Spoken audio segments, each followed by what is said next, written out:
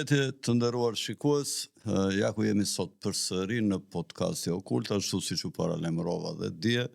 Sot do të jemi në një bisedë me zotin Olsi Azexhi, profesor tashmë në lindje në Malajzi. Dihet që Olsi ka mbaruar disa shkolla dhe në Perëndim, në Kanada, por është një ekspert për këto çështjet e historisë dhe të fesë për kryesisht për sidomos për çështjet e Islamit. Me Olsin sigurisht që të gjithë ju që na ndiqni e dini që na ndajnë ato punët e çështjeve kombëtare, sepse unë jam i parimit që dhe fen dhe këtë etnin dhe kombin dhe flamurin e mbi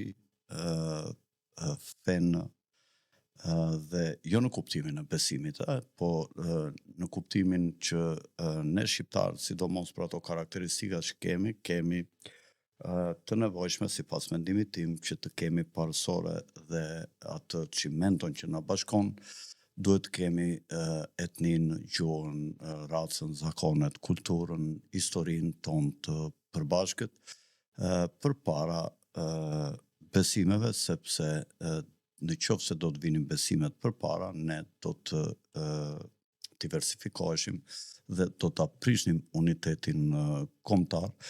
Dhe unë mendoj që besimi është pjesë personale e secilit, kurse Olsi e shikon sipas atyre mësimeve të Islamit që umeti Islam është mbi kombin. Unë nuk jam shumë specialist i madh për këtë dhe s'mund të jem kompetent që të flas me shumë siguri, se është vetë Olsi që duhet i sqaroj këto, po unë flas për anën time.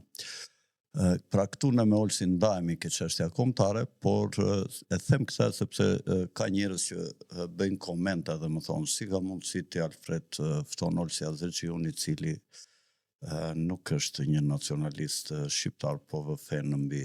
Duhet të dini që ne me Olsin nuk kemi biseduar për çështjet të këtilla, domethënë religioni, kombi, po dhe për këto mund të bisedojmë dhe mund të ndajemi, po ne kemi folur kryesisht për gjeopolitikë dhe Olsi është një njohës i mirë i gjeopolitikës, sidomos i lindjes së mesme, dhe këtu mund të na ndaj vetëm ndonjë ide veçantë, por në thelb kemi ngjashmëri dhe afërsi në idetë tona, po dhe po të mos kishim, ky podcast është i hapur dhe mund të ftoj çdo njeri që të mendoj si të doj, edhe pro-sionist, edhe pro-arab. Unë këtu jam për të bashkëbiseduar dhe jo vetëm për të bërë pyetje. Sigurisht para se të fillojmë emisionin që do të jetë shumë interesant, besoj ju ftoj të ngrini gurin e Sizifit dhe të bëni një subscribe aty që të kalojmë sa më shpejt me galop të kalojmë numrin 15.000 dhe 20.000 subscribera. Vazhdimisht do të keni sponsorat tanë që dalin në krahun tim, të cilët ofrojnë mallra dhe shërbime, dhe kush është interesuar në fushë caktuar, mjafton të fut emrin në Google dhe i gjen pikat e kontaktit për të komunikuar për gjithçka që ai ka nevojë. Keni edhe një numër telefoni këtu që shfaqet vazhdimisht, me të cilin mund të na bëni pyetje, sugjerime të arsyeshme, dhe kur ne shikojmë që janë të tilla do t'ju kthejmë një përgjigje njëkohësisht nëpërmjet këtij numri telefoni me një SMS. Në WhatsApp gjithmonë mund të bëni oferta në qoftë se dëshironi të bëni reklama dhe të bisedoni me ne për marketing. Mirë, fillojmë me njëherë emisionin me zotin Azexhi. Regjia ma nxirr Olsin këtu. Olso, mirëmbrëma. Si po ja kaloni aty në lindje larg me quhet aty apo Oqeani? Jam në Azin juglindore. Domethënë jam në fund lindjes, jam pak a shumë në fundin e masivit toksor të Evroazis. Domethënë nëse Evroazia fillon me Norvegjin edhe me Suedin edhe me Gjermanin, këtu është fundi i botës. Domethënë Malajzia ku jam unë, pak kilometra më poshtë është Johori dhe pastaj nuk ka më tokë. Më pas vijnë ishujt e Indonezisë dhe të Australisë, dhe pastaj është Antarktida dhe këtu mbaron njerëzimi. Pra jam në cepin e botës dhe ashtu si kur më prezantove, unë jam si George Soros, jam globalist, domethënë nuk jam nacionalist, Në çështjen e jam fesë. nacionalist. Domethënë nga që shumicën e jetës time e kam jetuar jashtë Shqipërisë dhe ndonjëherë i shoh gjërat me sy ndryshe nga ju në Ballkan. Megjithatë, kjo nuk na ndan domethënë që të bëjmë analiza mbi gjeopolitikën, edhe për më tepër, duke qenë që unë jetoj në cepin tjetër të botës, pak a shumë prapa diellit, se në këto momente që te ju është ditë, tek unë është natë, është ora 8:30 e gjatësisë, i shohin gjërat ndryshe nga ju disa herë. Po, Olsi, të vëmë këtë tema e nxehtë e të gjithë botës sot, në të gjitha emisionet e lajmeve, në të gjitha podcastet, po diskutohet në lidhje me zgjerimin e luftës në lindjen e mesme dhe arritjen e pikës më të nxehtë të asaj që të gjithë e kemi pritur dhe e kemi besuar që do të ndodhte, duke pasur parasysh që Izraeli ka një qëllim që të mos ndalet dhe t'i shkatroj dhe t'i nënshtroj të gjithë popujt dhe vendet arabe, dhe sidomos ata që kanë shtetet e tyre. Dihet që Netanyahu në fillim vitet 2000, në fillim të viteve 2000, deklaronte që gjithë problemi i vendeve arabe është Saddam Husseini, në qoftë se shkatrohet Saddami, gjithë lindja e mesme do të bjerë në qetësi dhe në rehati. Shtetet e Bashkuara e sulmuan 2 herë Irakun derisa e shkatruan plotësisht dhe e kaluan në kaos dhe në anarki. Më pas ndodhen me ndërhyrjen dhe me financimin e shërbimeve sekrete në kohën kur ishte Obama president i Shtetit e Bashkuara, dhe sidomos maja e kurorës shërbime sekrete që është MI6 dhe Mossadi, të cilat financuan këto pranverat e arabet, kadifejnta çfarë ju theshin këtyre, dhe shkatruan disa shtetet të tjera të cilat nuk i bindeshin Iranit dhe sionistëve, sidomos spikat këtu vrasja e Kadafit në Libi, i cili kishte krijuar një shtet totalitarist, por të prosperuar në krahasim me atë që kishte qenë Libia më përpara, duke sjell një begati relative në krahasim me situatat e mëparshme që kishin kaluar popujt e atyre vendeve që organizuan rreth Libis, u përpoqën të shkatronin Sirin, por fati i dha pak oksigjen me ndërhyrjen e rusëve. Qeverisë nuk dua ta quaj regjim, sepse Asadi nuk ka qenë regjim, po më pas kur filloi lufta civile dhe ai e mbajti me forcë, mund të përmendet fjala regjim pas vitit 1913, 1914, derisa ju përmbys para pak, s'ka bërë asnjë vit, para pak muajve. Në dhjetor. Po, në dhjetor u shkatrua Gaza dhe Hezbollahu në Liban, njëkohësisht tash i fundit, me sa duket, pasi u shkatrua Siria për herë të dytë dhe u larguas ky nga pushteti, si kishte ky, sa përmenda emrin dhe harrova. Asadi, Bashar al-Asadi, u largua nga pushteti, u largua në Rusi. Tashmë i erdhi radha Iranit për i cili akuzoi se financonte dhe stërviste dhe furnizonte me armë këto forca shiite kryesisht, ashtu si dhe Jemenin, i cili u tërhoq nga aktiviteti vet i fuqishëm duke sulmuar me raketa Izraelin, pas një marrëveshje paqe me Shtetet e Bashkuara, por që ata kanë deklaruar që ne nuk kemi bërë paqe me Izraelin, por me Shtetet e Bashkuara, për të mos sulmuar anijet e tyre në detin e Kuq. Dhe gjatë gjithë se koha kur flitej dhe diskutohej se Irani nuk do të sulmohej nga Shtetet e Bashkuara dhe nga Izraeli, u gjet sebepi se Irani është duke krijuar armët bërthamore dhe Izraeli nga anë vetë që ka mbi 300 mbushje dhe koka bërthamore së bashku me raketat për t'i lëshuar në çdo cep që mund t'i lëshojnë çdo cep të botës deri 10.000, 11.000 kilometra larg në distancë, Izraeli nuk e lejon Iranin që bashkë me Perëndimin që ai të sigurojë dhe ai për të mbrojtur armë bërthamore. Ndërkohë, iranianët përgjigjen se fabrikat e tyre për pasurimin e uraniumit janë për arsye civile për të prodhuar energji, mirë po OKB-ja dhe Perëndimi pretendojnë se kjo nuk është e vërtet dhe se Irani është duke u armatosur me armë bërthamore. Dhe me këtë pretekst ose me këtë shkak Netanyahu, i cili është ai tigri i shkretirës së lindjes së mesme, urdhroi ushtrinë e Izraelit të sulmonte, por nuk e dim nëse vërtet kanë qenë anjet ato avionët e Izraelit vetëm që kanë sulmuar Irakun dhe cili ka qenë itinerari i avionëve, sa kilometra mund të bëjnë distancë avionët F-35 dhe F-16 dhe nëse nuk e bëjnë dot të distancë. Çfarë mendon Olsi, si mund të jetë e vërteta, kush ka sulmuar, vetëm Izraeli, kryesisht Izraeli me ndihmën e amerikanëve apo amerikanët me pjesëmarrjen pak dhe të Izraelit apo Izraeli vetë dhe është ndihmuar me logjistikë nga bazat ushtarake amerikane. Si i ke parë këto ngjarje Olsi pas këtij përshkrimi të vogël të atyre që kanë ndodhur?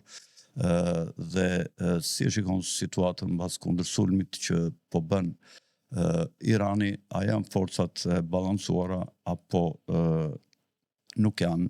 Në qoftë se janë, do të shtrihet kjo luftë në një formë më të gjerë dhe më të rrezikshme për rajonin me shkatrime, me vrasje të civilëve ose të ushtrive, përkat se çfarë rreziku mund të ketë Izraeli ose Irani nga kjo luftë dhe cili mund të jetë roli i Shtetet e Bashkuara dhe fuqive të tjera si Rusia dhe Kina, të cilat kanë interesa gjeostrategjike në Iran. Si e mendon Olsi këtë tablo për cilën unë fola pak minuta më parë?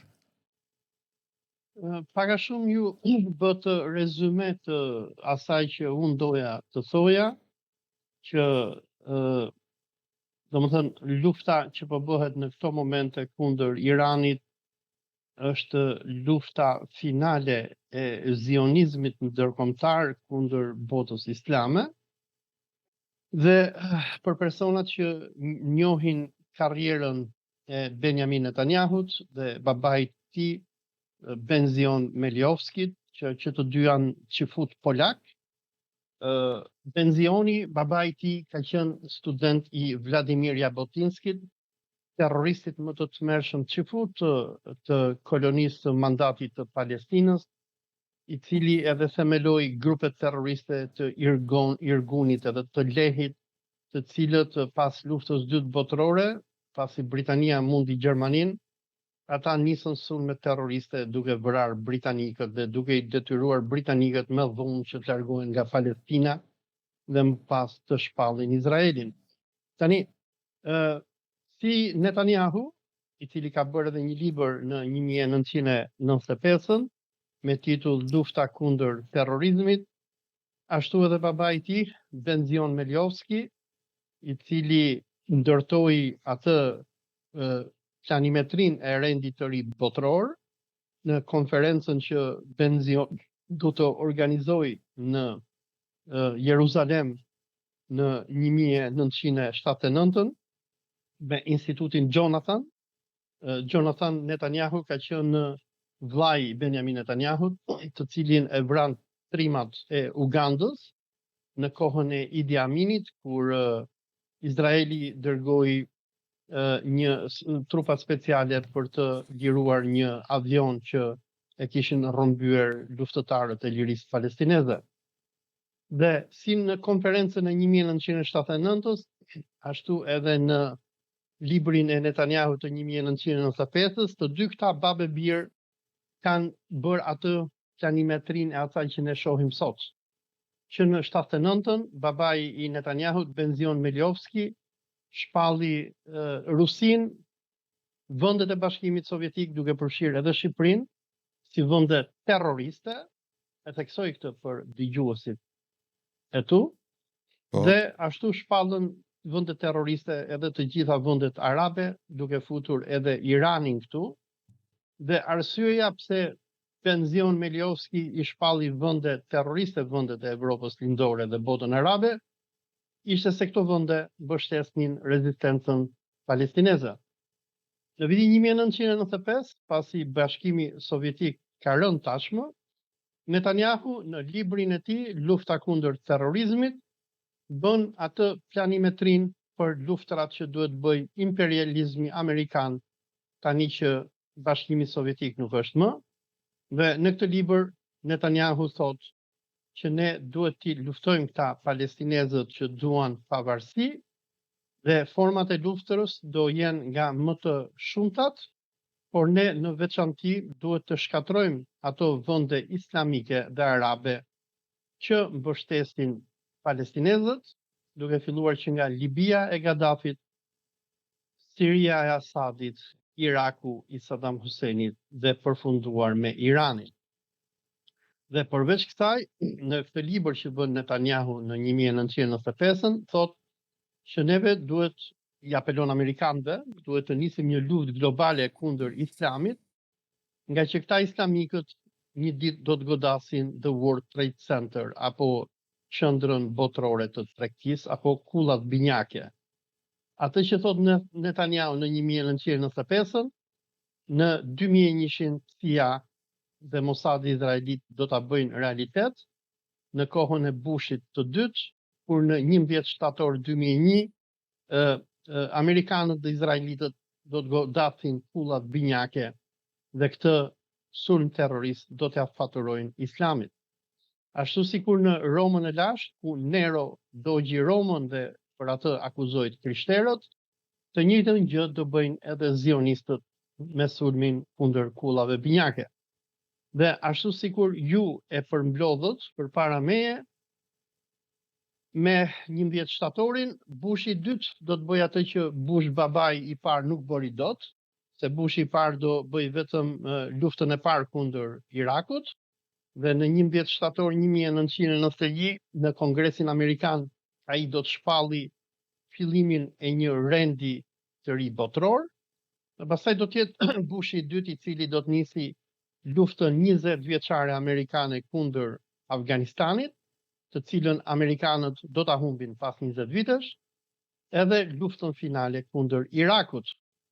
Pas Irakut, presidentët e tjerë amerikanë, sikur Obama, do të sjellin atë që do të njihet si The Arab Spring apo pranvera arabe, ku CIA amerikane do të rrëzojë regjimet që nga Egjipti, Libia, Jemeni, Tunizia dhe gjitha ato vende arabe që nuk i bindeshin Izraelit. Ndryshimi i regjimit në Libi do të jetë më i përgjakshëm, ku sigur ju e përmendët, Muammar al-Gaddafi, i cili ishte një nga heronjt më të mëdhenj të islamit dhe socializmit në botë, i cili sigur edhe ju e përmendët Libin e ktheu në një nga vendet më të begata të Mesdheut, ku libianët i kishin të gjitha gjërat gati nga qeveria e tyre dhe falas, dhe jetonin si mbretër, amerikanët në kohën kur Hillary Clinton ishte sekretare e shtetit apo kryeministre, do ta në bashkëpunim me francezët, president Sarkozy dhe britanikët, me çifutin David Cameron, do ta sulmojnë Libin, do ta djegin dhe do vrasin Muammar al-Gaddafin, dhe përfundimi sot është që nuk ka më Libi, Libia është ndarë në 3 shtete.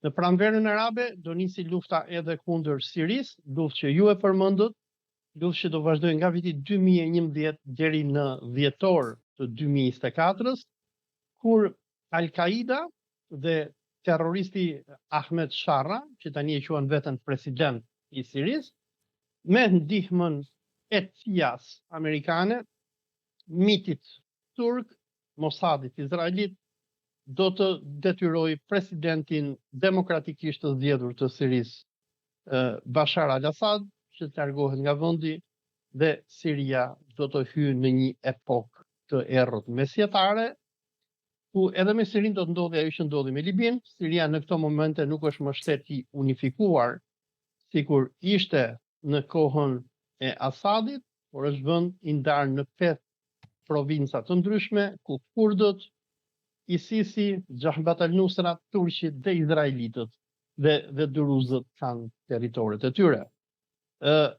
Javën e kaluar mbylla semestrin akademik me lëndën e islamit në botën moderne që i jap studentëve.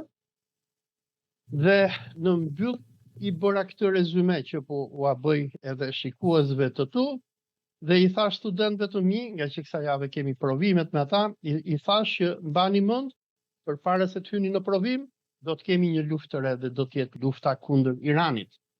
Nga që lufta që ka nisur në këto momente e kundër Iranit është një luftë që zionizmi ndërkombëtar e ka parashikuar që në vitin 1995. Dhe studentëve të mi, unë i tregoj edhe video të Benjamin Netanyahut, nuk e di në do jetë e mundur që regjia juaj ta fusi atë video, pas kësaj bisede, po tjetë nevoja mund t'ja kaloj, është një video, një shkurtim prej 2 minutash, ku Netanyahu flet me zë dhe me video dhe i thot amerikanëve doa që shkoni kundër Irakut, kundër Siris, kundër Libis, kundër Iranit. Tani, pse është lufta kundër Iranit? Lufta kundër Iranit është pjesë e skenarit izraelit për të bërë atë që ju përmendët Izraelin e madh dhe për të mundur dhe shkatruar njëre për gjithmonë qytetrimin islam, i cili u themelua nga profeti Muhammed dhe sahabët e profetit 1450 e ca vite më herët. Gjitha arritjet e qytetrimit islam, ku muslimanët do të shtrihen që nga Spanja deri në Indi, sipas zionizmit duhet të shkatrohen. Muslimanët që në 1995 në librin Lufta kundër terrorizmit do të quhen terrorist. Edhe mua, do më thënë, kur më shajnë në për mediat shqiptare ndonjëherë Fredi, apo edhe komentuesit këtu, thonë ky islamiku thonë, sepse zionizmi do krijoj këtë iden, do t'i trushplaj njerëzimin mas madhe, ku do t'i thotë që po t'jesh islamik, më thënë po t'besh thosh Allahun edhe Muhammedin, atëre me do e mos je terrorist.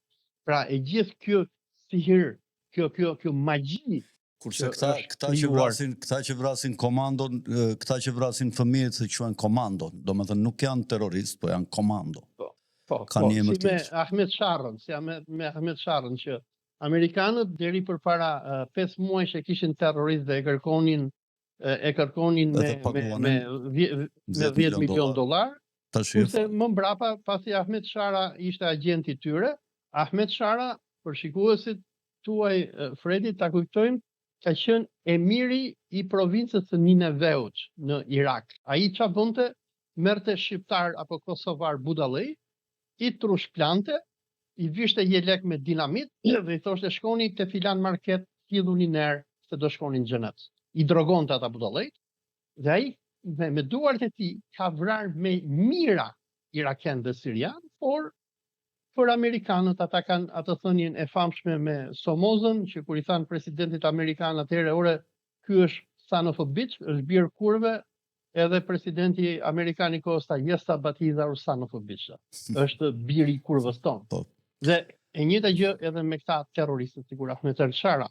Dhe dalim tek puna e Iranit, është që ajo që po ndodh në Iran është diçka që unë kam kohë që e kam parashikuar, por ishte vetëm punë kohe.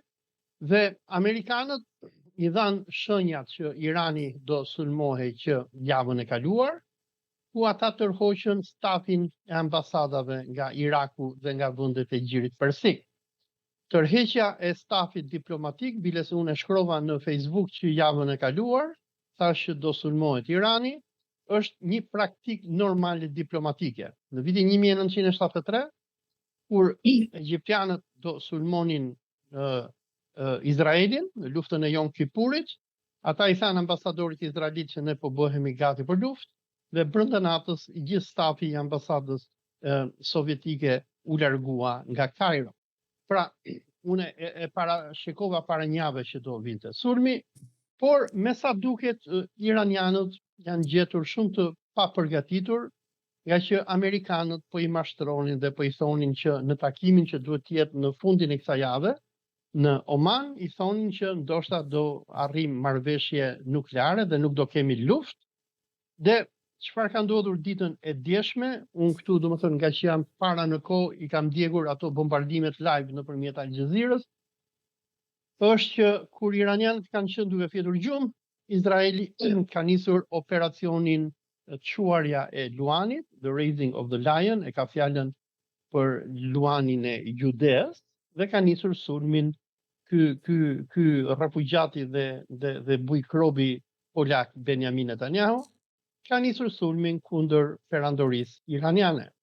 Sulmi i izraelitëve ka qenë shumë i suksesshëm dhe me sa duket izraelitët do e kenë koordinuar me spionazhin britanik dhe amerikan, nga që është përdorur e njëjta taktik që u përdor në Ukrainë përpara pak ditësh, ku MI6 britanik kishte arritur që kishte futur nëpërmjet kamionëve dron në Rusi, dhe këto dron u përdorën për të goditur bazat strategjike nukleare ruse. E njëjta gjë ka ndodhur pra ditën e djeshme. Izraeli ka arritur që të futi dron, bile sot mediat iraniane tregonin edhe disa nga këto kamiona që ishin kapur ku ishin futur dronët.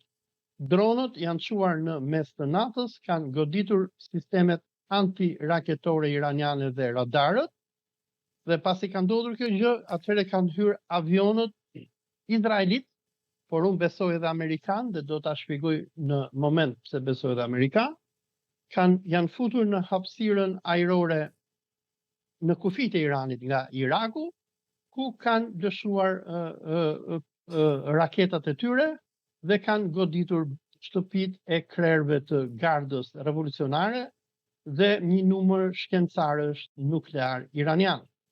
Pra, çfarë Izraeli ka bërë me bashkëpunim të amerikanëve dhe satelitët amerikanë, duke përdorur edhe sistemin GPS amerikan, kanë arritur që kanë vrarë një numër të madh gjeneralësh të gardës revolucionare, duke sjellë këtu edhe dy krerët e saj, General Hussein Salami dhe General Muhammed Bagheri dhe General Ali Hajizadeh, që ishte kreu i forcave ajrore iraniane. Kjo ishte një goditje e papar, ku iranianët janë gjetur të papërgatitur, me sa unë kam dëgjuar, kanë goditur edhe një nga vendstrehimet e imamit të Iranit, liderit suprem Ali Khamenei, por nuk e kanë gjetur aty, dhe me sa unë kuptoj, Ali Khamenei në këto momente mbahet në një vend të sigurt, dhe iranianëve do t'i merrte rreth 7 orë që të merrnin veten dhe të kuptonin se çfarë po ndodhte. Izraelitët kanë bërë mbi 200 bombardime në të gjithë Iranin.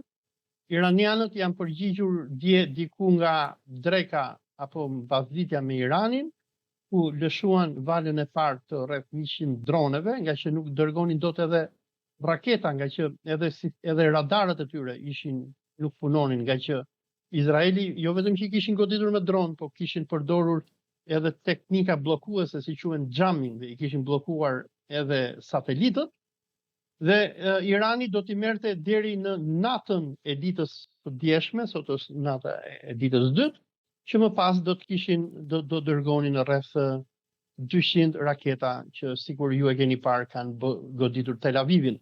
Tani, sot Izraeli ka vazhduar sërish bombardimet kundër Iranit, dhe Irani, domethënë mediat iraniane tregojnë që ushtria iraniane që tani e ka marrë veten, nga që dje Imam Khamenei ka caktuar komandën e re ushtarake të gardës revolucionare dhe ushtrisë së Kutsit apo të Jeruzalemit, dhe mediat iraniane thonë që pritet që ndoshta sonde Irani të dërgojë rreth 2000 raketa kundër Izraelit. Po në të njëjtën kohë çfarë ka bërë Izraeli dje, ka goditur stacionet nukleare të Natanzit, sot ka goditur Isfahanin, ka goditur një numër aeroportesh ushtarak iranian, ka goditur një numër fabrikash që merren me prodhimin e raketave, nga që qëllimi i Izraelit është që të thyej ushtrinë iraniane dhe të detyroj Iranin që të kapitullojë. Megjithatë, çfarë thonë mediat iraniane është që, apo sigur edhe ishte deklarata e liderit suprem Imam Khamenei, në fjalimin që ai mbajti, ai tha ne u sulmuam pa i bërë gjë izraelitëve dhe ne tani nuk do të ndalemi. Nëpër mediat iraniane, përveç sulmeve që po merren edhe do ndërmerren kundër Izraelit, po bëhet fjalë që Irani në ditët që vijnë mund godasi edhe bazat amerikane në Gjirin Persik dhe mund të mbylli edhe kanalin e Hormuzit. Kanali i Hormuzit është kanali ku nuk e di sa përqind, ndoshta fut kot, po ndoshta rreth 40% e naftës dhe gazit të botës del por në botë, dhe nëse do ndodhi një gjë e tillë, Shefqet Kastrati në Tiranë do kënaqet duke bërë para, nga që nafta nga 1800 a 1700 sa është tani në Shqipëri, do të shitet me 5000 lekë litrin. Pra do të bëhet nami dhe do bëhet një krizë e papar ekonomike në botë. Tani dalim te puna. Një sekond. Kur filloi lufta në Ukrainë, një javë para kam deklaruar në një emision në një televizion publik dhe kam thënë që tashi do të filloj lufta dhe do të jetë e gjatë. Putini nuk ka ndërmend të pushtojë gjithë Ukrainën, por do ta falimentojë si shtet dhe të imponojë pasaj pjesës mbi Dnjepër rregullat e veta. Nuk jam i sigurt të kam thënë që do ta marr Odesën apo jo, apo do t'ja lërë pjesës Ukrainës mbi Dnjepër. Njëkohësisht kur filloi lufta kundër palestinezëve në Gaza, thash lufta do të jetë e gjatë. Tashi lufta nuk ka të ndalur. Mund të kemi luftë, do të hapet një luftë tjetër në lindjen e lartme në Kinë për të marrë atë ishullin e Tajvanit. Dhe këto, unë mendoj që të gjithë janë bashkë dhe këto janë të bëra me skemë. Po të shikosh, unë i shikoj se që janë bashkë ke pandemia dhe përballë OBSH-s këta janë të gjithë bashkë. Ky Trumpi ngriti atë çfarë quhet ajo anglisht ajo për veprim të shpejt për vaksinat. Hyri dhe në ca vaksina ku e di unë se janë të ndara ato Pfizer që ishin ato të tjera, shu kush të rëmbente të fitonte sa më shumë para duke elmuar njerëzit. Putini njëkohësisht e bëri pandeminë, sepse pandeminë do më thënë e lejoj, sepse gjithçka ndodhte nga ajri duke u elmuar dhe me ato tamponet që fusnin në përundë, por edhe në mënyra të tjera me ujin, me këto qendra tregtare ku elmoheshe ajri dhe njerëzit këputeshin dhe smureshin. Më fal se të ndërpres. Kur rusët hynë në Ukrainë, nëse e ke ndjekur dhe e ke transmetuar këtë, ushtria ruse dhe ka qenë një general me emrin Konstantin diçka që e vran Ukraina përpara një 4 muajsh, ata zbuluan që në Ukrainë amerikanët kishin laborator që prodhonin Covidin të mëdha dhe ja injektonin zogjve dhe zogjt e hapnin nga ajri. Dhe për këtë zbulim që ai bëri të ndryshme janë përdorur. Dhe për këtë që bëri ukrainasit me britanikët edhe këtia e vran përpara pak muajsh. Dhe unë aty domethënë thash atë që dihet kush ka qenë plani, do krijohet Izraeli mathi thash. Dhe do përpiqet të shkatrojë dhe persët ose Iranin në fund pasi të rrëzojë këto allkat e ndryshme të zinxhirit. Mirë, shumë njerëz shkruanin kështu, ku është lufta me Iranin? Ku janë ato fantazit që na ke thënë? Mos fol kote kështu, kupton, se njerëzit i duan të bëjnë në një ditë. Unë ju kam thënë që kjo është agenda 2030 quhet. Po mund të zgjatet 2035, kupton? A di sa ofendime ka marrë nga hoxhallar e vehabit e ignorant që i thoja, ore do sulmohet Irani, ma thonin se Irani është me Izraelin, nuk bëjnë gjë ata. Ja ku e kanë luftë. Domethënë, e njëjta gjë që ka ndodhur me ty ndodhet edhe me mua. Ata e kanë mendjen duke trajtuar çështjen në prizmin fetar. Këta janë të liq sepse janë se luftrat e brendshme janë më të këqija se luftrat me të kundërtët. Se ato janë sekte me njëri tjetrin, sekte muslimane, shiit, sunit. Këta janë marrë miq me njëri tjetrin se sa me qifutët ose me të krishterët ose me budistët. Ka janë në islam këta i quajmë ushtarët e Dexhallit.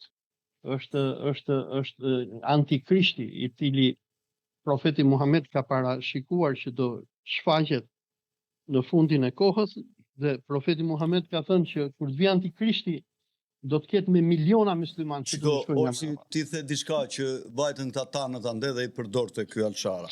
Si i përdorte? Ja me këtu urrejtje ndërfetare mes njëri tjetrit. Ju theshte ne jemi më të mirë, ne Muhamedi ishme, ne këta janë kundër nesh, këta janë me Aliun, këta janë kështu, këta janë ashtu, ti vrasim, edhe ndërkohë këte i paguante CIA dhe Mossadi për t'ikur, ne kemi qenë dy të vetmit që e kemi kuptuar në fillim dhe në emisionet që kemi bërë bashkë, po të kujtohet, ke podcasti hot, ju kemi bërë thiri, o idiot, mos shkoni ande, sepse është lufta e këtyre të tjerëve, nuk është lufta, po pra, nuk është lufta juaj. Një sekund. Vetëm ne të dy ju kemi drejtuar, ju kemi thënë, me sa mbaj mantun. Ju drejtonim neve, edhe na thonin ju bëni teori konspirative, jo ju ka paguar Irani, jo e një shqit, jo lloj gjërash, ja ku do. Ju ka paguar Putini, ju ka paguar. Dhe një minutë, dhe shikoj ironia e fatit. Lavdrim Muhaxherin, e mban mend atë kosovarin që e vran amerikanët? Ai ishte ushtari i këtij Ahmet Sharrës. Atë e vran, ai shkoi mish për top. Genci Ballun me Bujar Hysën, që i ke aty nga Unazë. Janë akoma në burg. Dhe mua Fredo se un jam jashtë, domethënë ti që del në për televizione, po tra rasti ço vetëm këtë pyetje. Domethënë bëja Ramës, po kuptohet që Rama nuk bën gjë se merr urdhër nga amerikanët. Po ti thuash ti aty në burg, në Shqipëri, Genci Ballën, Bujar Hysën janë edhe ca tjerë, sepse kanë thënë që rrofti sithje e ku dëgjohen. Tani, Trumpi shkon edhe puthet me Ahmed Alsharën, me emirin e ISIS-it, ndërsa këta këtu mbahen në burg. Amerikanët kanë sjell ISIS-in në pushtet në Damas, në Siri, ndërsa këta mbahen në burg. A kupton? Se çfarë ndodh? Ato që ishin ushtarë të Sharrës. Ishin ushtar, koka turku, i futën në burg, sa tjerë i vran, janë zyrtarisht terroristë dhe i mbajnë burg aty. Kurse ky Ahmed Alshara, që ishte koka e këtyre, doli që paska qenë agent. Dhe unë kam bërë emisione edhe kam edhe video dhe dokumentare që shefi i ISIS-it për një event për Irakun dhe i Nusrës ka dalë James Jeffrey, ka dhënë një intervistë James Jeffrey që ka qenë edhe ambasador në Shqipëri, më pas në Irak edhe në Turqi, ka dalë në PBS e ka thënë unë e kam rekrutuar këtë që këtë luftoj për neve kundër Asadit. Po në burg sot e kemi rekrutuar. Dje ky Netanyahu i bëri thirrje popullit të vuajtur iranian nga këta ajatollat e tha ne nuk kemi gjë me ju, absolutisht ne ju duam shumë. Ne kemi me këta që ju qeverisin juve keq dhe që kërkojnë të bëjnë luftra, kërkojnë të bëjnë bomba bërthamore, prandaj ngriuni, ju ka ardhur momenti që të shlirojnë nga sklavëria kështu. Ore mos ju ka rënë fati këtyre irakianëve tash që po i ndihmon ky Netanyahu që të shlirohen edhe për një jetë më të mirë. Si mendon ti mos poran këta, fjala vjen, se nuk e dim se si do vej lufta. Po në qoftë se bien këta që janë, do lulëzojnë në këta në Iran, apo do kem fatin si këta të tjerët në Libi, në Irak, që zdingu ka kokën. Unë sot para intervistës me ju isha në Press TV, televizion iranian, dhe përmenda këtë fakt. Dëgjoj, është këtu plani. Ne aty në Shqipëri, ne shqiptarët jemi popull me shumë fat, nëse mund ta quaj, që kemi mujahidinët iranian, dhe unë këta mujahidinët i gjurmoj këmbë pas këmbë, dhe ata më sulmojnë mua, më quajnë agent iranian e tjerë e tjerë. Dhe po ta shohësh të kryetaren e këtyre, Mariam Raxhavi. Kjo është një nga ato grupi i mujahidinëve janë një nga ata që kanë vrarë shkencëtar në Iran përpara se të hynë te Izraeli direkt edhe shumë general. Dhe kjo Mariam Raxhavi ka një plan me 10 pika. Dhe kjo çfarë i ka thënë izraelitëve që e mbajnë me lek, e mbajnë aty në Shqipëri, ja strehojnë organizatën terroriste.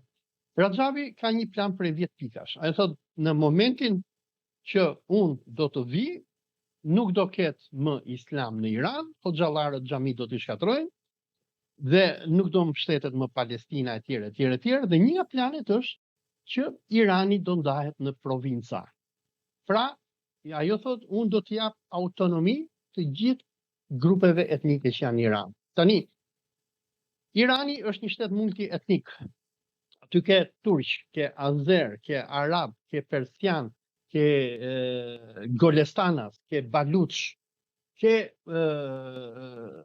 lorestanas, ke gilanas. Janë disa popull që jetojnë në Iran.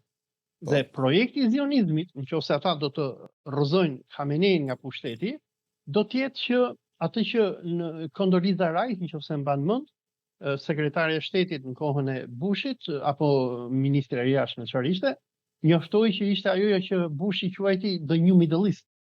Janë edhe hartat ku ky the New Middle East parashikon coptimin apo ballkanizimin e botës islamike, ndarjen e Turqisë, e ke përmendur në shumë emisione dhe ka qenë nga të parët që e ke përmendur ndarjen e Turqisë në Turqi të Bardhë edhe Anadol, ndarjen e Irakut, të cilët amerikanët e bën gjatë kohës së Bushit edhe Obamës, ku krijuan një Shiistan, një Sunistan edhe një Kurdistan. Ata duan të ndajnë dhe Rusin. Dhe ndarja e Rusisë, po për Iranin me qenë se pyete, do kemi ndarjen e Iranit. Do kemi një Farsistan, do kemi një Arabistan, do kemi një Azerbajxhan, do kemi një Kurdistan, do kemi Baluchistan. Pra, pyetjes që më bëre ti, që thot Netanyahu që unë po ju dua ju me bashkoni me neve. Tani, kjo tregon disa gjëra. E para tregon që Netanyahu është i dëshpëruar, nga që po e shikon që iranianët u përgjigjen egër dhe në përgjigjen e tyre iranianët po e bëjnë shosh Tel Avivin. Domethënë bombardimi i brendshëm ishte spektakolar, ngjelet për të parë sa spektakolar do të jetë ky i sotmi. E dyta është që Izraeli dhe amerikanët në vitet e fundit, në dekadat e fundit, kanë dhënë me miliarda dollar për të rekrutuar iranian. Unë që përmenda më herët jam biçim globalisti, për shembull, nëse shkon në Toronto dhe do të japësh historinë e lindjes mesme, sigur jam unë, ti nuk hyn dot në për akademitë dhe universitetet amerikane dhe kanadeze dhe gjermane dhe britanike, po mos ti jesh ose çifut, ose pederast ose iranian. Dhe këta iranian janë të gjithë anti-islamik. Për shembull, në Gjermani, për ata që merren me Gjermaninë, Trita Parsi në ka njëjtë rol aty në Kanada, është kryetari i shoqatës miqësisë. Po, është në Amerikë Trita, po, Tritën e njohur. Po, i ka botuar një libër unë shumë fundamental. E di që ja ke botuar dhe edhe ja ke përmendur në emisione. Po. Edhe dua të them që për shembull, unë nëse jam shqiptar, dua të ikë në Gjermani të marr letra, nuk i marr dot. Po të jem iranian, unë sa të shkoj në Gjermani, them që unë po hiki sepse aty në Iran më rrahin hoxhallarët, kot gënjej, sikur bënin edhe shqiptarët para ca vitesh, kur merrnin azile në për perëndim e thonin kena hym gjak apo po na vret Berisha. Dhe autoritetet gjermane t'japin direkte azilin. Sa si e merr azilin, si iranian, ti mund t'i bashkangjitesh qindra e mira shoqatave iraniane që ke nëpër Gjermani, do t'japin rrok, do t'integrojnë vetëm që ti të bësh propagandë kundër Republikës Islamike të Iranit. Pra, doja thoja, çfarë ka bërë Izraeli dhe zionizmi në këto 3 dekadat e fundit, ka krijuar një ushtri me tradhtar iranian, që nga mujahidinët që kemi në Shqipëri, deri te ata mbështetësit e Reza Pahlavit, ku të gjithë lusin Amerikën dhe Izraelin dhe i thonë, aman bombardoni Iranin dhe kur ti rrozoni ata hoxhallarët, neve do vim dhe na sillni juve në pushtet. Pak a shumë atë që bën amerikanët nëse mban mend me Ayad Alawin, që ishte një kreu i opozitës irakene kundër Saddam Huseinit, apo disa të tjerë që në kohën e Saddamit thonin Saddam i karm shkatrimit masë etj, të cilët CIA i përdori, apo sigur përdori edhe atë tash të quajturën Free Syrian Army apo ushtria e lirë siriane, për të krijuar diversion brenda vendeve islamike, për të mobilizuar popullin dhe për të rrëzuar pushtetin aktual. Pra, atë që amerikanët bën në Siri me Al-Qaidën, duke sjell Al-Gjolanin në pushtet, në këto momente që ne flasim, brenda në Iran është një kolon e pestë. Dhe Netanyahu kërkon që kjo kolon e pestë, ashtu sikur komunistët në kohën e Frankos në Spanjë kishin kolonën e pestë kundër frankistëve, të njëjtin gjë Netanyahu po kërkon që të bëjnë në këto momente. Megjithatë, unë çfarë po shoh, edhe po dëgjoj deri në këto momente, populli në Iran është mbrapa qeverisë, nëpër rrugët e qyteteve iraniane, populli po del dhe po brohëret merr ber Israil, që do thotë vdekje Izraelit, merr ber Amerika, vdekje Amerikës, dhe po qëndrojnë të gjithë të bashkuar rreth qeverisë së tyre. Olsi, të të pyes, ka qenë një mason, cilin duhet ta kesh dëgjuar ti, që ka themeluar masonerin moderne në Amerikë dhe në botë. Ky është Albert Piquet, i cili deri në vitin 70 sa ka pasur në bibliotekën në Londër, ka pasur një letër që i drejtonte Giuseppe Mazinit, i cili ishte kryeterroristi i Rothschildëve në Evropë, dhe i thonte që ne do të organizojmë 3 luftra botërore. Në luftën e parë do të zhdukim dinastit, në luftën e dytë do zhdukim dinastit dhe në Rusi do ngrejmë komunizmin, pasaj në Gjermani do të ngrejmë nazizmin, në luftën e dytë do të fusim në luftë nazistët dhe komunistët, dhe perëndimi kapitalist do të bashkohet me komunistët kundër nazizmit, dhe nga kjo luftë do të lindë sionizmi, i cili do të finalizohet me ndërtimin e shtetit të Izraelit. Pastaj do të krijojmë luftën e tretë botërore, ku do të fusim në luftë, thotë ai, sionistët ose çifutët me muslimanët, dhe në fund do t'i shkatrojmë të dyja bashk, duke ngritur një rend të ri botëror pa fe.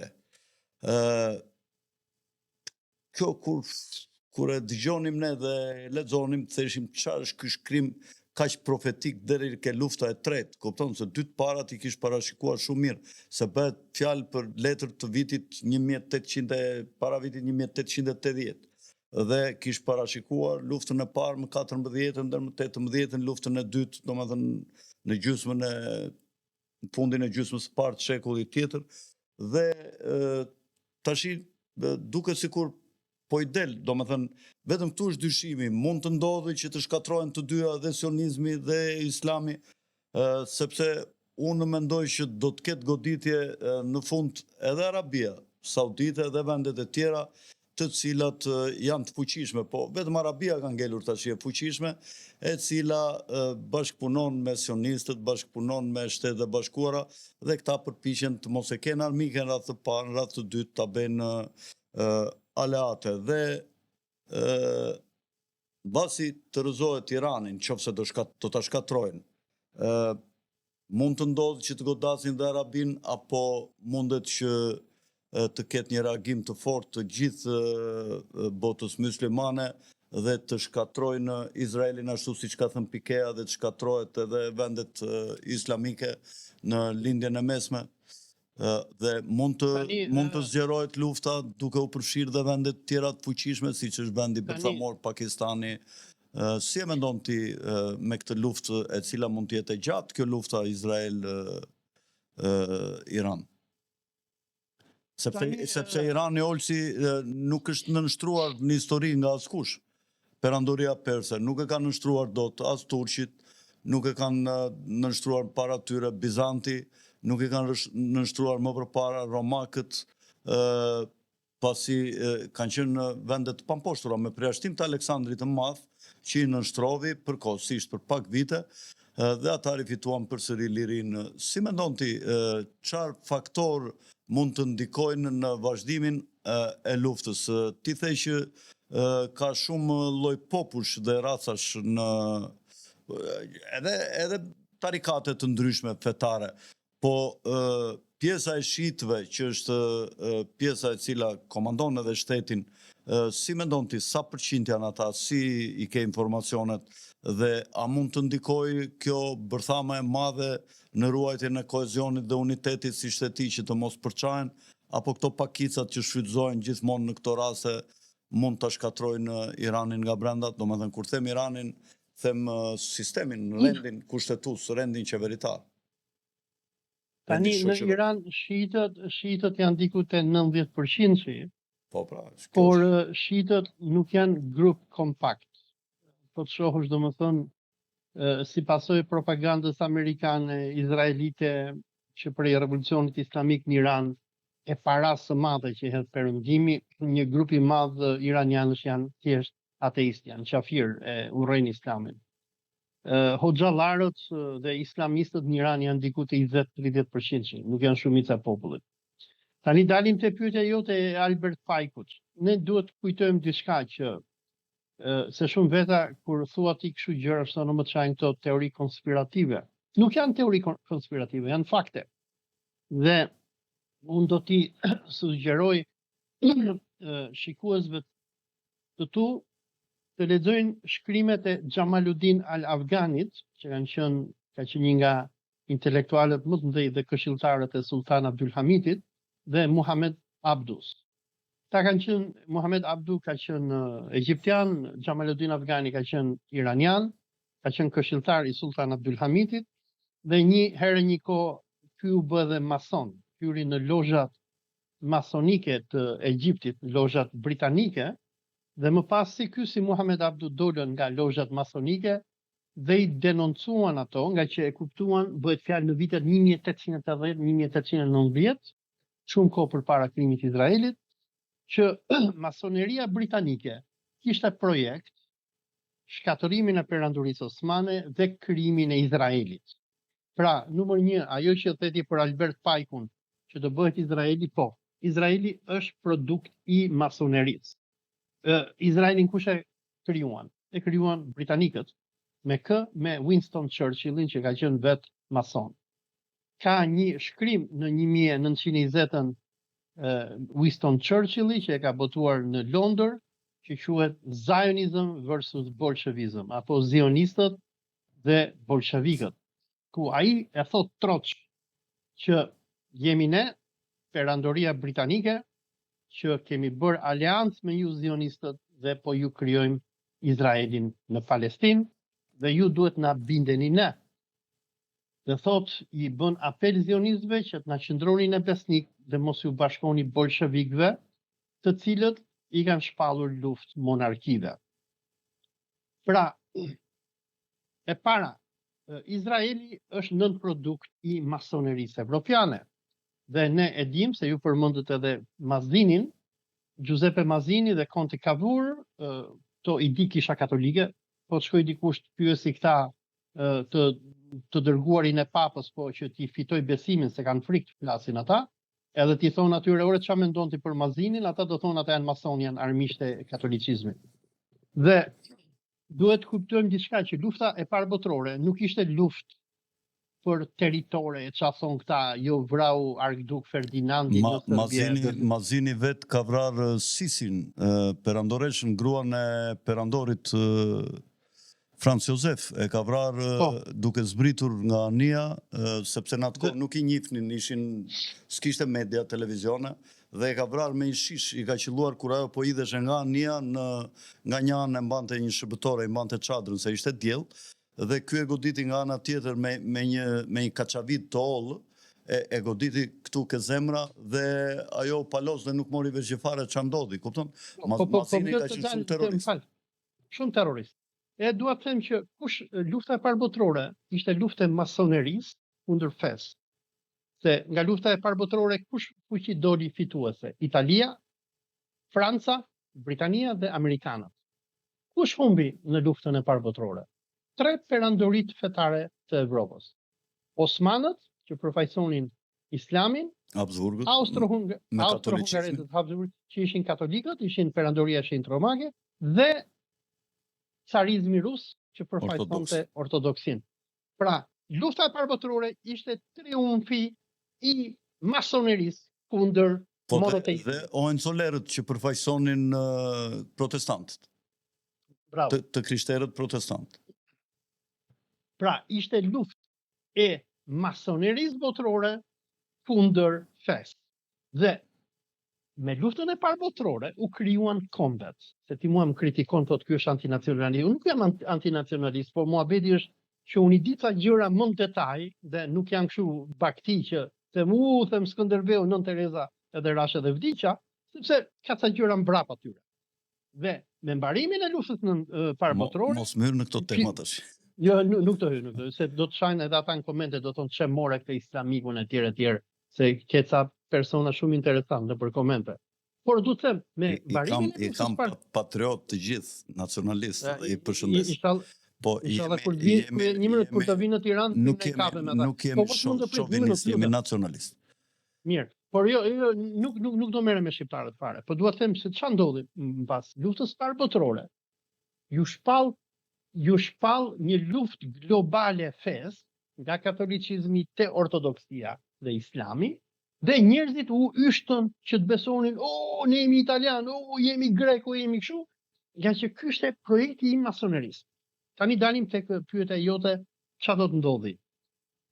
Është e vërtet që Izraelin e krijoi masoneria, po puna është që çfarë ka ndodhur në këto dekadat e fundit, se dëgjoj, ti e di edhe më mirë se sa unë, Netanyahu është armik me Sorosin, po Netanyahu është zionist dhe përfaqëson këta lunatikët që duan Izraelin e madh, ndërsa Sorosi përfaqëson këtë mafjen masonike globaliste. Dhe në kohën e Obamës dhe Bideni, çfarë bënin ta? Thonin ju jemi pederasti, ju kemi vakcina, jo. Këto nuk janë agjendat e zionizmit. Agenda e zionizmit është agjendë e trash, shoviniste, do i vrasim arabët, do shkatrojmë Xhamin Aksa, do bëjmë tempullin e Solomonit, do shkatrojmë Arabinë Saudite, do ta pushtojmë, se edhe për pyetjen që më bëre më herët, dhe duhet t'ja them shikuesve të tu që ta kenë vath në vesh, në vath në vesh, do t'jemi gjallë dhe do jetojmë këtu. Në qoftë se bie Irani, brenda pak vitesh zionistët do shkatrojnë Xhamin Aksa, pas kësaj do pushtojnë Arabinë Saudite dhe do shkatrojnë Kabën. Sepse për zionistët ti e ke parë të hartën e erët Izrael, apo Izraeli i madh biblik, dhe Izraeli i madh biblik nënkupton pushtimin e Sirisë, të Jordanisë, të Arabisë Saudite, të Irakut edhe të Egjiptit. Dhe ky është plani i zionistëve. E kanë ushtarët këtu në stem. E kanë këtu, e kanë uniformat, e mbajnë në zemër ata. Izraelit të madh. Dhe ky është projekti. Dhe prandaj këtë po i thoja studentëve të mi javën e kaluar. I thash, përpara se ne të bëjmë provimin final, në ditën e njëjtë. Sot sulmi ndodhi dje që ishte e premte. Edhe i thash, kur të vini në provim me mua thash, do ketë nisur lufta kundër Iranit. Dhe në qoftë se zionistët arrin që ta shkatrojnë Iranin, sepse ai është vendi i fundit që i reziston zionizmit izraelit dhe imperializmit amerikan, hapi tjetër është që brenda pak vitesh, por jo vetëm vrasjen e këtyre palestinezëve që ky Netanyahu po i lë pa bukë, po vret me mira në ditë. Domethënë kjo nuk është asnjë gjë fare.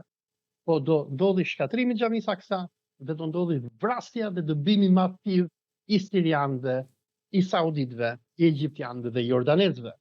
Ajo është faza tjetër ku zionizmi do të kërkojë që të bëjë atë shtetin e madh që fut me shpresën se Zoti do ta heqë mallkimin e tij nga raca e mallkuar që futet dhe do t'i zbresi Mesian, i cili sipas ne muslimanëve dhe të krishterëve është Jezu Krishti. Nëse ke parë ato videot e Aleksandr Duginit, Aleksandr Dugini dhe Kisha Ortodokse Ruse me patriark Shën Kirillin, ata besojnë se lufta që po bëhet tani si në Ukrainë, ashtu edhe në Palestinë dhe në Iran, është lufta e antikrishtit kundër Dexhallit apo çfarë të krishterët quajnë katehon. Dhe ata besojnë që përpara fundit të kohës, Rusia me ëngjëll Shën Michaelin, që rusët e mbajnë në stemën e tyre që kanë atë shqiponjën me dy krena, besojnë që në udhëheqjen e Shën Michaelit dhe Katehonit, ata do të çlirojnë Palestinën nga judei dhe do të mundin antikrishtin. Bota ka hyrë në një zonë të rrezikshme, ne jemi një brez që mund, në qoftë se nuk do na kap lufta këtu në Shqipëri, mund të quhemi një brez me fat që po shikojmë një fillimin e një historie dhe një epoke shumë të ndryshme nga kjo që kemi parë deri më sot. Por them shpresojmë që të mos na kem futur edhe ne në ato rrafet e shkatrimit.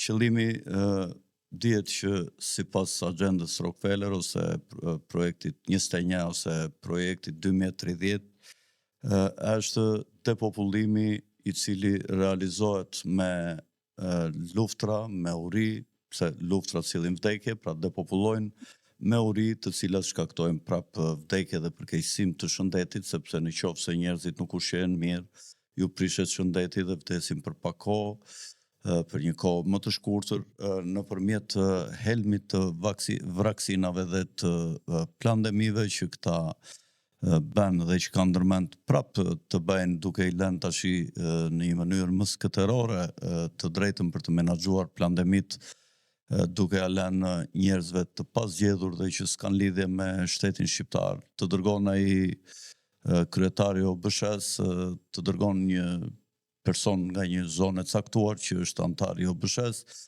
e dërgon i cili vihet mbi qeverinë shqiptare, mbi institucionet dhe menaxhon pandemin dhe komandon policin, komandon ushtrin mbi bazën e kësaj marrëveshje dhe politikanë, servila dhe njerëz që u shërbejnë ndërkombëtarëve të cilët janë zgjedhur prekosh, sikurse është këtu Edi Rama, ju nënshtrohen dhe ja u lënë të gjithë fushën e lirë që me shqiptarët të bëjnë çfarë të dojnë, çfarë të duan, t'i mbyllin në lockdowne, t'i lënë pa punë, t'i lënë pa ushqime, t'i detyrojnë të vaksinohen me vaksinat e tyre, ku ata vrasin njerëz dhe bëjnë para, kurse këte popujt depopullohen. Prandaj Olsi, unë mendoj që këta janë bashkë sepse unë i dalloj ke pandemia, këta të gjithë e bën pandemin, dhe Putini, dhe Netanyahu, dhe Erdoani, dhe Ballkani, dhe gjithë bota bën pandemin. Ata që nuk e bën pandemin të egër ose bën sikur e bën pandemin, këta i ekzekutuan ose i rëzuan, siç ishte kryeministri në Suedi, ose siç vran kryeministrin japonez, i cili ishte në fushat elektorale për të marrë mandat të dytë dhe mendohet që ai do të ishte fitimtari. Pra, unë i ndalloj ke pandemia që këta janë të gjithë bashkë. Edhe luftrat, unë mendoj që këta i bëjnë të orkestruara, duke nxjerrë një shkak dhe nëpërmjet këtij shkakut prodhohet një pasojë, ose sipas ligjit hegelian,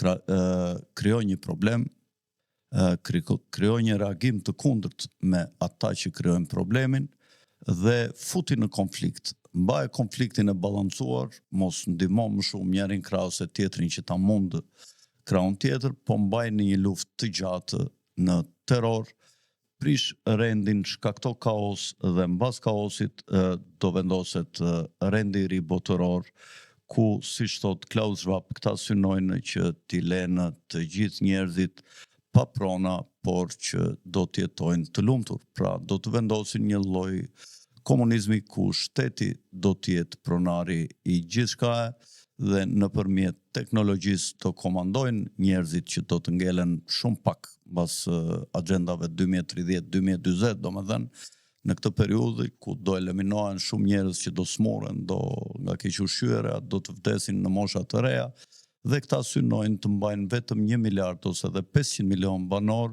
të cilët do t'i mikrochipojnë dhe me teknologji artificiale do t'i kontrollojnë dhe do t'i mbajnë për të monitoruar robotët dhe teknologjinë e lartë artificiale, ku këto 300 familje apo 1 milion banorë që përbëjnë këto 300 familjet kryesore që unë i quaj komiteti 300-ve, do t'jenë pa qipa, të pa vaksinuar, do t'jenë një lloj sfide. Ne kanë dhënë çipin, çako, telefoni është qipi. Me telefona kontrollojnë gjithmonë. Mirë, po me telefon nuk na vrasin dot. Pastaj kanë ndryshim me ti telefonin mund ta lësh në shtëpi kur vjen më takon mua dhe zoq ta marrin vesh. Do vi koha do na fusin mikrochipin, do na thonë do ta mbash me vete. Ata po të them. Sigurisht si na kanë bërë me legët, na thonë legët duhet i keni gjithë në përbanga, ose për ndryshe u fusin burg. Po mikrochipin tash ata do ta vendosin duke bërë presion nëpërmjet paras elektronike. Kjo Lagarde ka folur disa herë, ka thënë ata që do të mbajnë para kesh në përxhepa, këto dollar, lek, dhe do t'i përdorin me njëri tjetrin mbasi të vendoset ky sistemi bankar elektronik, do t'i quhen terrorist dhe do dënohen me ligjet e terrorizmit, po u kapën, sepse paraja kesh është liri, ata s'duan t'i lënë njerëzit në liri. Kanë ardhur momentet e fundit, po njerëzit janë pa ndërgjegje, kurse këta janë shumë të organizuar. Njerëzit janë dele, ne përpiqemi t'i zgjojmë, por është shumë e vështirë. Edhe kushtet e tyre dhe niveli i tyre intelektuale shumë i ulët dhe ata mendojnë vetëm për copën e bukës. Po të shikoj një dje në Tiranë, Olsi kishte një lloj muzike që e kanë futur këta mostra të vitet e fundit, madje edhe në kryeministri kur ka pasur në një aktivitet, ka pasur në një ekspozit pikture, disa kalamaçka të vogla me një lloj muzike nga këto në frekuenca 440 Hz, të cilat të shkaktojnë prishjen e sistemit dhe ekuilibrit mendor, të kalojnë në ankth dhe në depresion rinin, të cilët marrin në një drogë të vogël, e fusin këtu në gjuhë, pinë Coca-Cola që janë pije shumë të dëmshme apo Pepsi, edhe kërcejnë atje dhe po të shikojnë një dje këte nga hotel Sheraton i mbrapa, bërajnë shëtitje, unë këte nga liqeni, dërë në liqeni më dhimnin veshët edhe kishin artopalante, e imaginonja I tërgojnë. Ata që ishin atje, pra i drogojnë, i smurin, po të shikosh të gjithë të rinjt janë të smur. I bëjnë pederasta dhe lesbika, pastaj që mos pjellin, no? Me ankthe, me depresione, me varësira të ndryshme, kupton, shumë pak nga rinia kanë ngelur njerëz normal. Mua më vjen keq që megjithatë Shqipëria është më mirë se sa vendet e tjera të Perëndimit, mirë po njerëzit dinë se është ajo Evropa e parë dhe thonë duam të futemi në Evropë, duam të shkojmë ke djalli, kupton? Kurse në fakt politikanët më të mirë dhe më të popujt më të zgjuar janë popujt e ekuilibruar që mbajnë një lloj ekuilibri, siç janë në Hungari, në Slovaki. Rusia dhe Irani. Se duhet të kuptojmë që sulmi kundër Iranit është edhe kjo, se Irani nuk është pjesë e agjendave të këtyre. Po. Dhe e di se si do funksionoj mikrochipi, Çako? Do të na fusin në dorë. Po. Edhe me mikrochipin do paguajmë kur hypim taksi, do paguajmë kur dem buk, do paguajmë, do shtypim kur të futemi në shtëpi që të hapim derën e shtëpisë. Është një film që quhet In Time, i ke aty, mund ta shikojnë këta spektatorët. Dhe do ta kemi edhe pasaport. Do duash ti ikësh në Gjermani apo në Amerikë? Kartë identiteti. Ku e ke mikrochipin? Do kesh ti, m'fal, a di që këta i kanë futur mikrochip kafshëve në gjithë botën? E di apo jo? A di apo jo? Për shembull, unë kur kam qenë para ca vitesh, isha në Kanada, isha në Shqipëri dhe kisha një mace, doja ta merrja me veten në Kanada. Dhe nuk na linin kanadezët që të sillnin kafsh, nëse kafsha nuk do kishte pasaport dhe mikrochip. U detyrova ika në Tiranë, ishin ca veteriner, i futa macës mikrochip dhe me atë mora macën në Kanada dhe sova në Shqipëri. Dhe kur kalonin në aeroport, ata të skanonin macën. Dhe ashtu sikur e kanë futur kafshëve, ashtu do të na fusin edhe me mikrochipin. Në qoftë se do të arrin, po me këto njerëzit e thjeshtë që ne nuk i zgjojmë dot që janë 90%, mendoj që unë jam pesimist, sepse po do t'ja arrin Ofredi me dhunë, sikur e arritën këtu në Malajzi kur jam unë, kur erdha unë, ishte koha e Covidit, dhe këta i detyruan njerëzit tu që të merrnin vaksina me dhunë, ti po mos të merri vaksinën dhe ta kishën telefon të kanonin ata ta vunin, nuk të linin të bleje bukë të dyqani poshtë. Të skanonin që e ke vaksinën, t'jepshin bukë. të hiqnin nga puna, po mos u vaksinoje. Se dëgjoj, Shqipëria, sigur e përmendet ti, është akoma vend i mirë, se është akoma rrumpall etj, po kur të fuqizohet ai vend, Ky Rama po i zbaton të gjitha agjendat e tyre për të na futur në vath dhe në skllavëri. Njerëzit nuk kuptojnë gjë, unë u përpoqja të ngrinja në kohën e pandemisë, po arrita një farë suksesi, ngrita rreth 2-3 mijë veta. Pasaj myn disa kolona të pesa të Sorosit që ishen sigur janë kundër Sorosit dhe e shajnë Sorosin më shumë se ne ditë natë, sepse ju ka dhënë lej vetë ta shajnë që të bëhen të besueshme. Dhe sa herë të ketë ndonjë lëvizje kundër agjendave të këtyre, këta vënë dhe duke sharë më shumë se ata që flasin normalisht, e rëmbejnë lëvizjen dhe pasaj e shkatrojnë. Megjithatë, jam krenar se arrita nxorra rreth 1500-2000 veta në disa tubime, sa nuk ka ngritur asnjë njeri tjetër në Shqipëri me përjashtim të politikanëve për ndonjë çështje shoqërore. Mirë po si shtash, pasaj e shkatruan, por në fakt duhet të ishte shumë e madhe. Unë shpresonja që të dilnin 30, 40, 50.000, 60.000 veta. Mirë po ishin dele dhe më quanin mua të çmendur dhe unë i besoj shkencës, Dhe tash shkenca po ja u jep rezultatet. Farmacit po shtohen më shumë se furrat e bukës. Ilaçe po blihen shumë më tepër se sa janë bler para 5-6 vjetësh. Farmaceutika është një burim i shkëlqyer fitimesh në kurrizë të shëndetit të njerëzve dhe idiotëve që besuan atë që ju theshte Shqipëria buzëqesh dhe të gjithë vinin në radhë të merrnin paktetin. Ty të bën të çmendur, ndërsa mua Bashkim Lamnica më hapi dosje penale për përhapje paniku, kur bëja videot kundër vaksinës. Por jam në fat që s'm kanë futur në burg. Kush ishte ky? Policia antiterrorit, Bashkim Lamnica. Më hapën dosje penale për përhapje paniku, kur bëja video që thoja mos u vaksinoni. Po. Mirol, që unë mendoj të mbyllim këtu, të falenderoj për bisedën dhe shpresoj që të jemi së shpejti përsëri bashkë. Mirol, që natë në mirë dhe miru pafshim. Të nderuar shikues, mos harroni dhe njerë, ngrijeni këtë gurin e Sizifit, kështu me vështirësi të madhe, kështu tak një subscribe, që t'ju vinë këto lloj emisione që ju hapin sytë dhe portat e mendjes pa i kërkuar juve. Nga unë Alfred Sako, natën e mirë dhe mirupafshim në një emision tjetër interesant të radhës.